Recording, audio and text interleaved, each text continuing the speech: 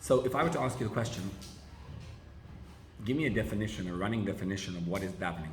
Anyone? Davening is connecting to Hashem. What else? Praising Him. Praising Hashem. Yeah. What else? Asking for your needs. Asking for your needs. Asking Hashem for your needs. That would be a halachic definition of davening, right? A what? Avodah Shebelev is probably incorporating all the above. It's working with your heart to get a relationship with Hashem. So, what I would like to do today is show you a running definition created by the Alter Rebbe, the Baal Tanya himself. And I think that when we see davening with a metaphor that he uses, what we're going to be able to realize is just how absolutely incredible and fiery davening comes out to be. If you get the foundation of it, you get to understand what it's about. So I had a conversation the other day with a young lady. She called me up and she says someone that I taught recommended that she speak to me. I don't know who she is, I don't know anything about her, but she says she grew up religious and now she is not, in her words, in any way, shape or form religious. She keeps nothing. She's about 4 years out of high school. She lives with a bunch of non-Jews, and I don't think all of them are female, but I don't know. And and she moved, she found herself an apartment which happens to be in the heart of a very religious neighborhood, which turns her off from religion even more because of the way she's looked at by people and around and whatever, the judgmentalism. Of course, we don't have that at all, but that's what's going on. So she begins a conversation, and we moved first email, then we spoke a little bit, then we have a WhatsApp ongoing conversation. And she says, look, I dropped everything. I don't keep kosher, I don't keep Shabbos, I don't fast, I don't do anything. I'm done. But I want to understand. I have a few questions about Judaism. So I want to understand some basics of what Judaism thinks. So I want to know what Judaism thinks, not for me. I just want to know, what does Judaism think? And she posed a bunch of very powerful, very solid, good questions. But she's reiterating that I don't believe in anything. So I said to her, so I don't get this contradiction of you. You don't believe, and yet you're asking me to get the Jewish perspective? She says, yes, I feel that my teachers were toxic. I feel that everyone who taught me was toxic. And I feel that the Judaism they taught me is not real. And then she tells me in the conversation that certain words trigger me. Like God, Hashem. So you're not allowed to say the word Hashem. Okay? So we made up, what should we call them? Higher power? No, doesn't do it for me. Okay, we agreed to call him oneness. And then you're not allowed to use the word halacha or Torah or mitzvahs, because those are triggering words. So I asked her, I'm like, I don't get it. Why is it that if everything's triggering and upsetting, just drop it? Just say goodbye. Many people do that. Just drop it. What's with you? She says, I know it's true. I sense deep down that it's true. I just have an inner feeling. I don't know if it's real or not. Could be I was just so brainwashed that I just believe it. I know inside that it's true, and so I'm tormented. I want to be proven that it's true. I don't really, but I want to know what Judaism. I want to know that Judaism is true, that I could at least reject the true religion. What she's saying is, I have a very strong connection to God and to Judaism. Can you reconnect me Tell me that it's Judaism. Tell me that, and then reconnect me. So don't use any triggering words. And we spoke about oneness, and very difficult to have the conversation without using those words. But that's what we got to. And there was some point in the conversation where we got to this point. I said, like, do you think Hashem, and I'm going to use the word Hashem because I want to know the Judaism's perspective, do you think he loves you because you do Torah mitzvahs? She says, no, I think it's unconditional love. I said, okay, good. Then what do you think happens if you don't keep his Torah and mitzvahs?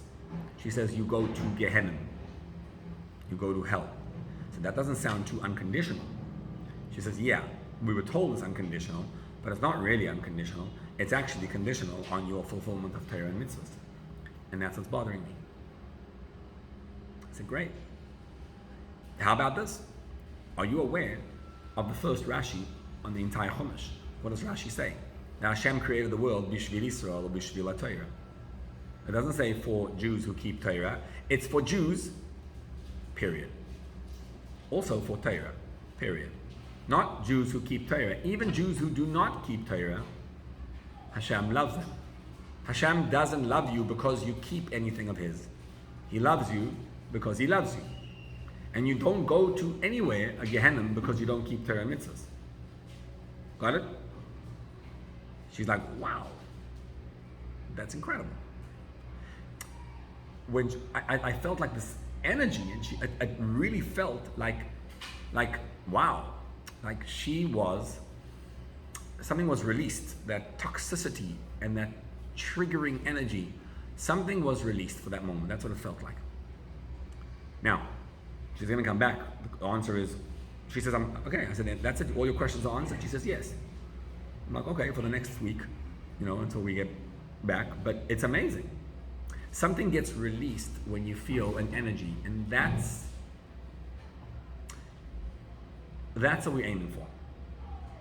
So the Alter Rebbe now is going to give us a mashal, which we can all use. Because here's the thing. We are very good at taking someone who's not religious and saying to them, look, Hashem loves you just because. And therefore, you have a pinta yid, you have a little nekuda of emunah inside you, there's something inside, it's tzion, right? You do have a connection to God. Great. What I want to do is not just have a connection to God, I want to take that connection and I want to fire it up. Let me explain what I mean. Does anyone here have an issue and not believe in God? We all believe, right? Would you say that you know how to activate that emunah in Hashem? What do you do when in day-to-day real life, I'm not saying you don't keep Torah mitzvahs. You keep the faith, you keep everything. But what do you do in real life? Do you know how to activate the Torah mitzvahs? Yes or no? Do you? The emunah. Sorry. Let me give you an example.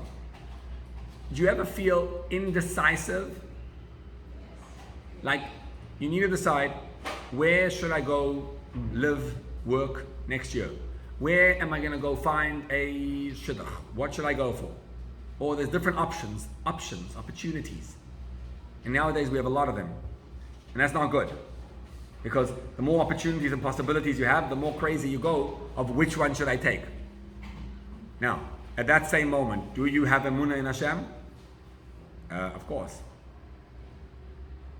What should I choose? What's emunah got to do with making decisions in life? Take that further. Let's say you're feeling frustrated. Meaning, you're working for someone and they just gave you a bad report. And you realize it's not your fault, it's their fault. And you're frustrated, like, gosh, why don't you get it? Frustration, you ever felt that? When you feel frustrated, how does emunah help you? Does it? Okay, I have emunah, that's good, right? How do I activate and connect the emunah in real time to the problem at hand? So we have a lot of these moments, feelings, opportunities. I'm feeling anxious. I am worried about the future. I don't know what I'm going to do next. I don't know what's going to happen next. I'm feeling that anxiety. Is there a way to connect the emunah, the yasoid, the emunah, the foundation, to, in real time, to whatever's going on? That's the question. Right? And that's one massive issue that we have nowadays. You ever see how people today are we're so like disconnected from ourselves? This guy just recently told me a story. This guy went he's a guy, a very wealthy guy, and a huge Baal Tzedakah. He has a ton of cash away. So he went to visit some shliach in the middle of Yehupitzville, I won't say where, but in the middle of nowhere. So they're like, I'm not a taker, I'm a giver. And I appreciate that you're on the shlichus over there, I'm going on vacation. So what do? I'm going to send you, they call up the shliach before, not to ask for where to go and for tourism information. The question was, what can we bring you? We know you live in a place where there's no milk and meat and everything, what can we bring you? They took a whole suitcase and brought it to the shliach. And the shliach invited them to come over for dinner, which was nice. So they came over for dinner. He was planning to write the guy a big, huge, giant check, like he does for everybody. A lot of money to give him as a donation. What happened was, he came into this guy, and the guy, in a conversation with him, just a couple people around the table, he's like, we sat for an hour, and 90% of the time, what was he doing? What do you think he was doing? That. He was on his phone the whole time. The shliach. I want to call the guy up and say to him, FYI, I don't know what you were doing on your phone, but you could have made $10,000 if you weren't. And don't feel bad. But that's what happened. I mean, the guy felt so, what would be the word? Unseen. Not humiliated, but rather what? Unimportant, right. Felt like everything else important besides me. So if that's the case, then forget it. And so I felt bad for the guy, because the guy's he looks like he's a good guy, he's doing amazing stuff. But if you are ignoring me, then forget it. Like, it's not menschlich. How do we live? Here's a guy who's living his whole life al Kiddush Hashem. That's what he's doing. But somehow doesn't get that nuance that when someone's sitting in front of you, look at them and pay attention and be present in the conversation. And that it's not nice, it's not menschlich to be doing that all the other time. So let's learn inside. Take a look at page 64. Okay? Everyone have a page? Now, this mimer is a beautiful, phenomenal mimer, and it describes, I put two sides of the page. I'm not going to go through all of it, but you can go through it, and it's unbelievable. It's got a lot of incredible stuff in it. It's like a 6-page mimer, but I just put in 2 of the pages, and I'm going to read one. And what I want to show you is a mashal, a metaphor of Likutei Torah as to what is davening, and this metaphor really lights our fire up inside of us, okay? Take a look, please, on page 64 at line 5. It's like coals. This is the analogy. Sometimes you have coals that are burning. Sometimes the coals are on fire. What does that mean? It's a revealed, open flame. And sometimes the coals are... They're like flickering. They're not actually like a light. Right. It's like they're red, they're hot. You can feel the heat, but it's not revealed. You have a little spark, but it's concealed. What do you do if you want to know how to make a fire? Right? How do you make a fire?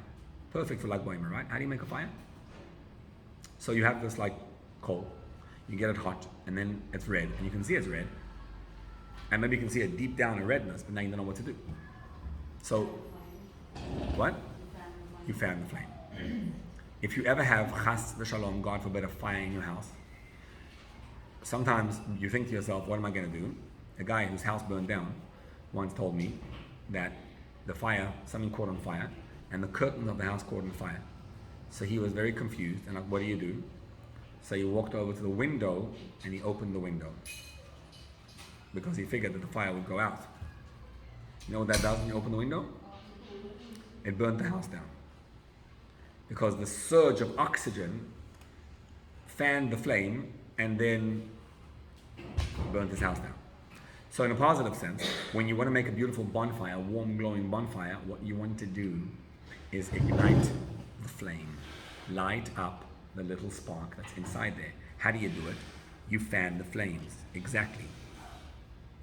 So what do you do?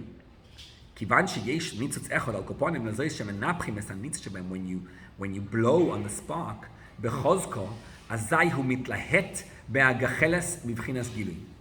what happens is, the flame is revealed. And the same thing applies to your divine soul. Sometimes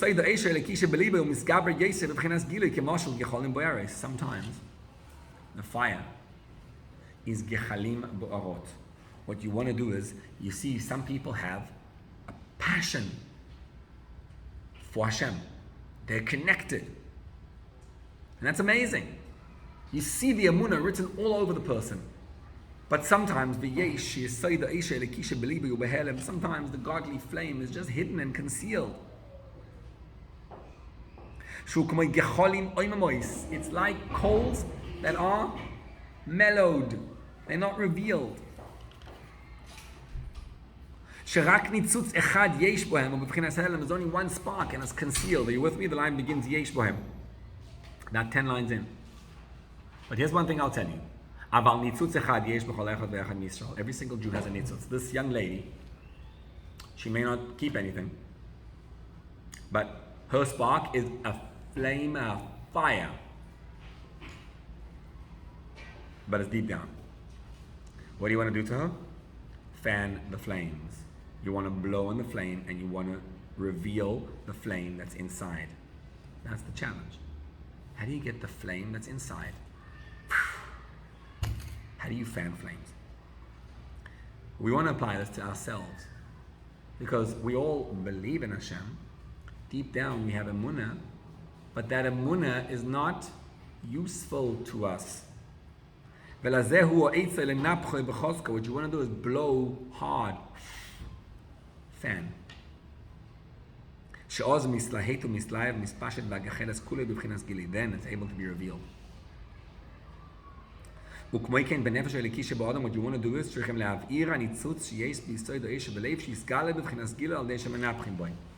you want to reveal the inherent emunah that's inside you.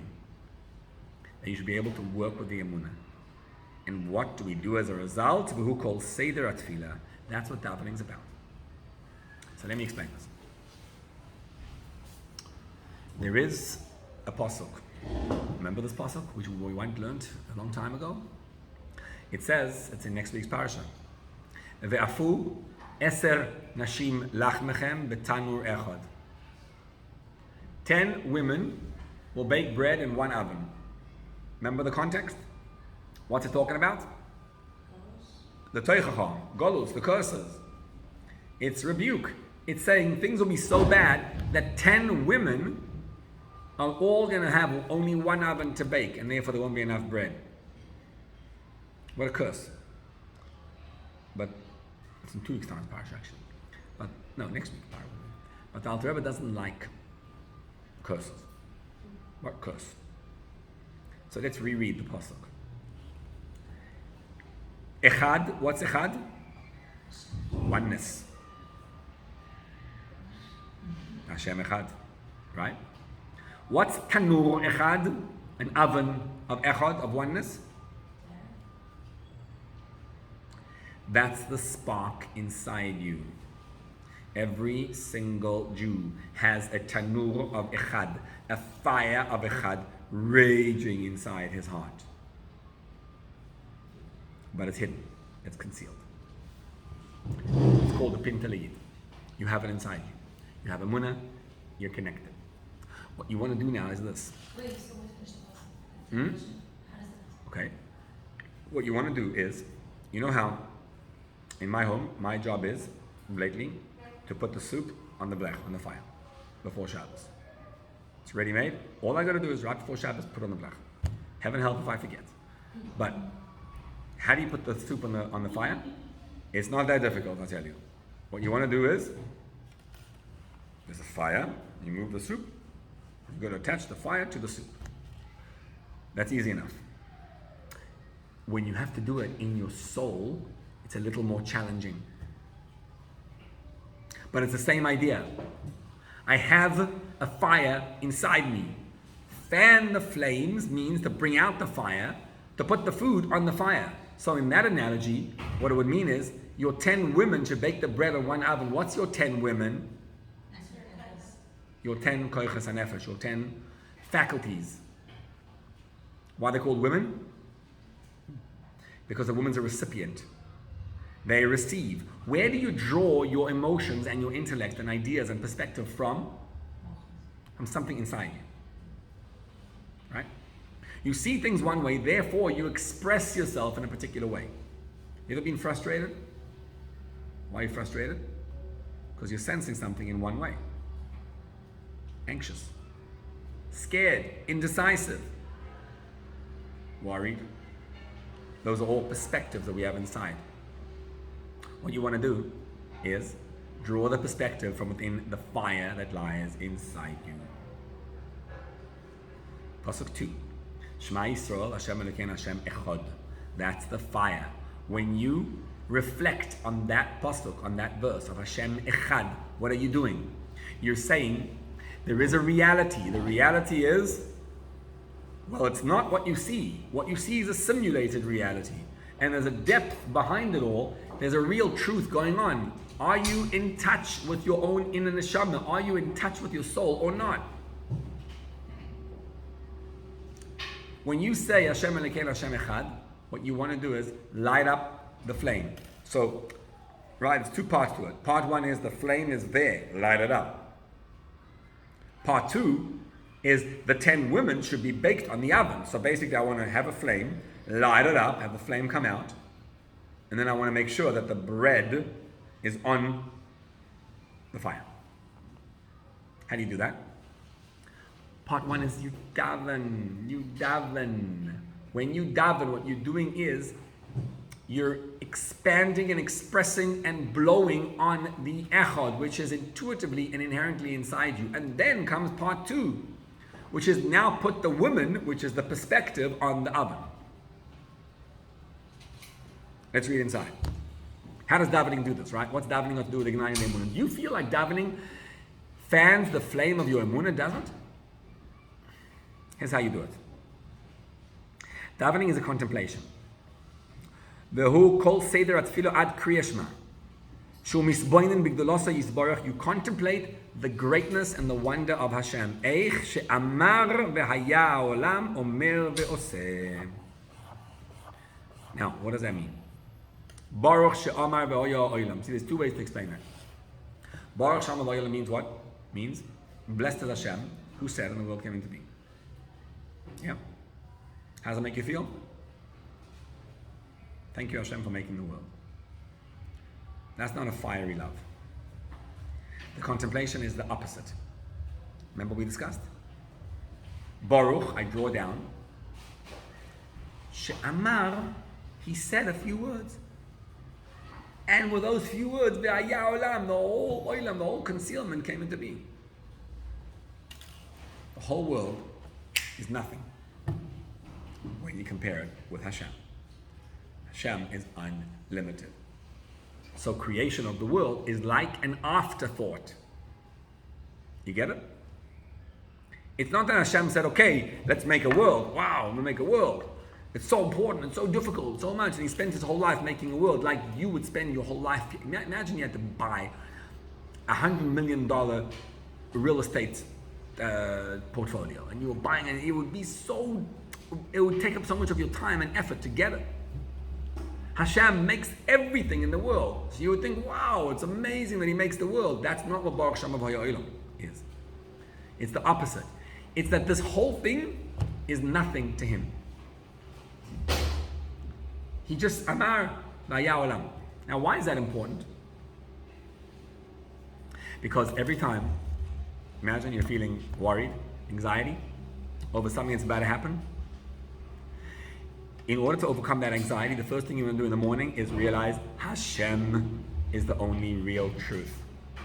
The world and everything in it is a figment, and it's just external. It's not actually real. Yeah, there's a world. Okay, big deal. Don't get so excited by the world and everything you see in it. You got it?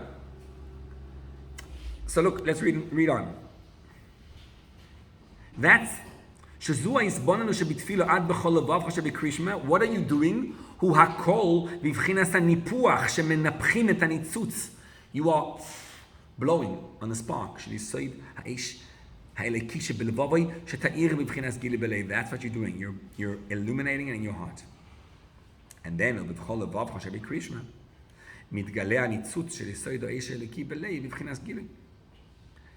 you get to say b'chol levavcha, now what happens? Now it's revealed. You actually feel in your heart the fire to Hashem. This is what it means when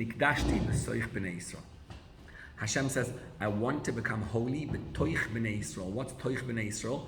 Toich b'nei Yisrael is nekudo ha'pnimi shebelev shekol echad echad Yisrael. I want to become holy inside your heart. How do I become holy inside your heart? We all have emunah. I have emunah in Hashem. I need to activate and to work that emunah into my life. How do I do it? Step 1. Davening. Meditation. What is davening? It's a fanning of the flame, of the inner flame of emunah. Emunah means I sense deep down that the world is not a scary place. There's nothing to fear. There's nothing to be anxious over. There's only Hashem is the only reality. So I could close my eyes and say, Shema Yisrael, Hashem Elokeinu, Hashem Echad. I feel Echad. What's the problem? That it's just a little tiny flame and it's concealed by the coals. The coals are on fire, but you can't use that flame. If you want to be able to utilize that flame, what you want to do is fan that flame. So we know very well how to do it. When a young lady calls you up and I'm not religious and I don't care, what do? You fan her flame. How? Very simple. You explain to her that Hashem loves you. And you do it with love. So your heart connects to hers. And you say, I have an inner love for you. My soul feels your soul. I feel your pain. And then you say to her, you show her how the Torah says Hashem loves you no matter what. That's how you connect. Love to love.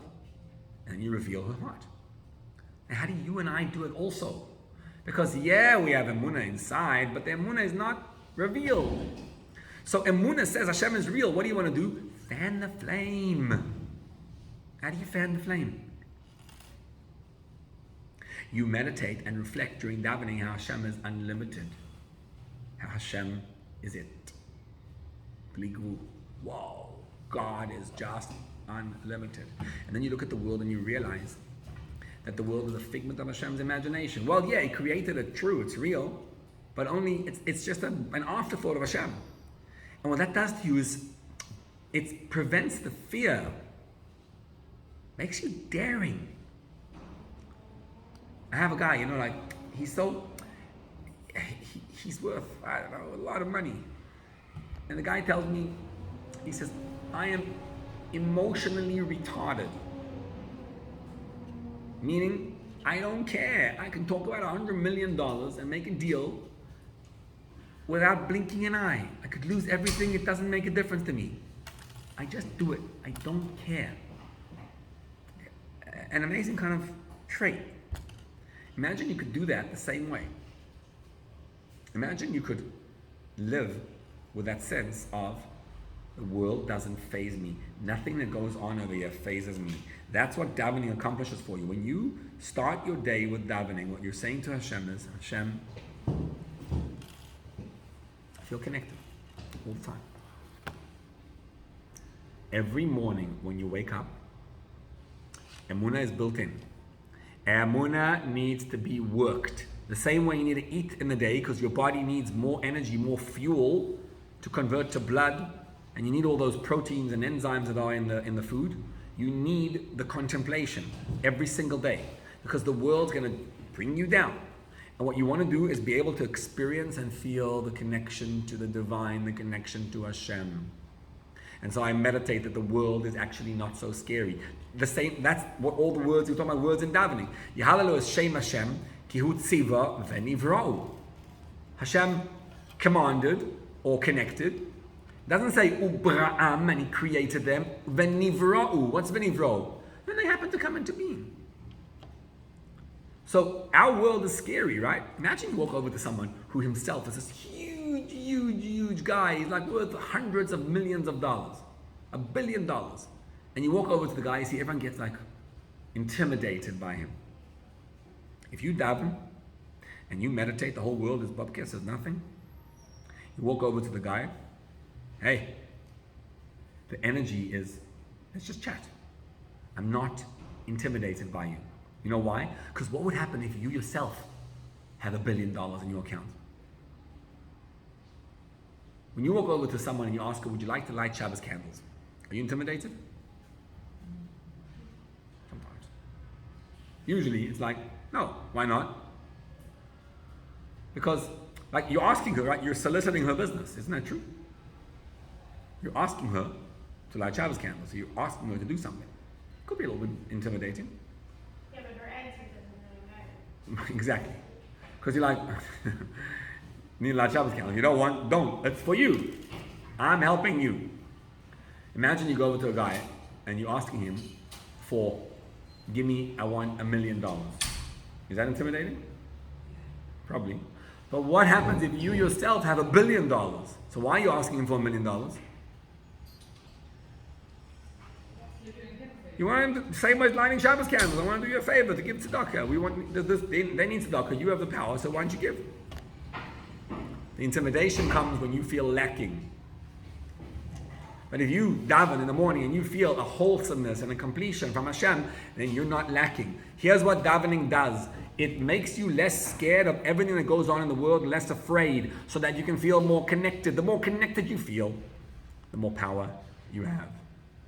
And every day you wake up and expand and blow on your emunah. Because you know you have your emunah, but what do you do with it? The next step is going to be to align your 10 faculties with the emunah. So it goes like this, right? You say, someone upsets you. I'm indecisive. I don't know what to decide. Should I go there? Should I do that? Should I do that? I don't know. And I'm crying. I'm in tears. You ever had that? I'm in tears because I don't know what to do. You believe in Hashem? Of course. So what should I decide? Hashem created the world and my decision still has to be made. What do? You know why you can't make a decision usually? Because you're in a lacking space. Because you feel that there's so much resting on this decision. Have to decide, should I marry him or should I not marry him? That's going to be a big decision, God willing. It's huge. You know why it's a scary decision? Because you think that it depends on you. It looks like it depends on you. Very much, because you have to make a decision. Yes or no, it depends on you. But the truth is, it doesn't depend on you. Hashem is making it. Hashem's helping you. You do, Hashem, I know I need to make a decision because you said so. Hashem, I'm indecisive. I'm anxious. I'm worried. Tell him all your feelings. And then you say, Hashem, deep breath. I know you are with me. You know what happens?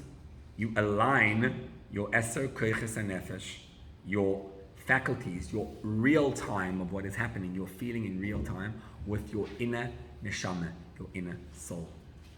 What is davening about? It's about fanning the flame of emunah. Deep down inside of us, we all have emunah in Hashem. We know it's true. We sense it's true. But we aren't able to live with it. And so what you want to do is expand in davening. Think about the unlimitedness of Hashem. How the world is not scary. It's nothing. It's garnish. Don't worry about it. Only God is real. And as you work that into your life, what do? You get to a deep-seated, true, honest realization that the echad, when that oneness is revealed in your own soul, that's emunah being expressed. So it's not enough to say, I have a pintalid, I have a little soul inside me. You want to fan the flames. You want to meditate, reflect, contemplate on the emunah, and that's what davening is. And then you follow it up with a sense of integrating it into every part of your life. Hashem, I know you're with me, I know you're with me, I feel it.